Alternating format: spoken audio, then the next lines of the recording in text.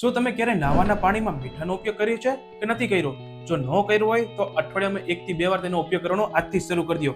કારણ કે જ્યારે પણ આપણે 9 સેકા ગરમ પાણીમાં 2 ચમચી જેટલું મીઠું ઓગાળીને તેને આપણે નાવામાં ઉપયોગ કરીએ છીએ, ત્યારે મીઠામાં રહેલા જે મિનરલ છે તે આપણે ચામડીના છિદ્રોમાંથી તે આપણે બોડીમાં ઉતરે છે અને આપણા શરીરમાં જોરદાર ફાયદાઓ કરાવે છે. અને તેમાં સૌથી પહેલું છે તે આપણા સ્ટ્રેસ હોર્મોન કોર્ટિસોલ હોર્મોનને તાત્કાલિક ડાઉન કરે છે, જેથી જે મગજનું ચીડિયાપણું હોય છે તે શાંત થઈ જાય છે. બીજું તે આપણા મેલેટોનિનને બૂસ્ટ કરે છે, એટલે આપણે રાત્રે ઘાટી ઊંઘ આવે છે. ત્રીજું, આધ્યાત્મિક અને વૈજ્ઞાનિક દ્રષ્ટિએ મીઠું છે તે નેગેટિવ ઓરાને દૂર કરે છે. ચોથું, આપણા શરીરના સાંધામાં જમા થયેલું લેક્ટિક એસિડ અને સાંધાના જે સોજો હોય છે તેને દૂર કરે છે. અને પાંચમું, આપણા બોડીને હાઇડ્રેટ રાખે છે. પણ હા, આ પાણીનો ઉપયોગ કરતા પહેલા અમુક વસ્તુનું ખાસ ધ્યાન રાખવું જરૂરી છે.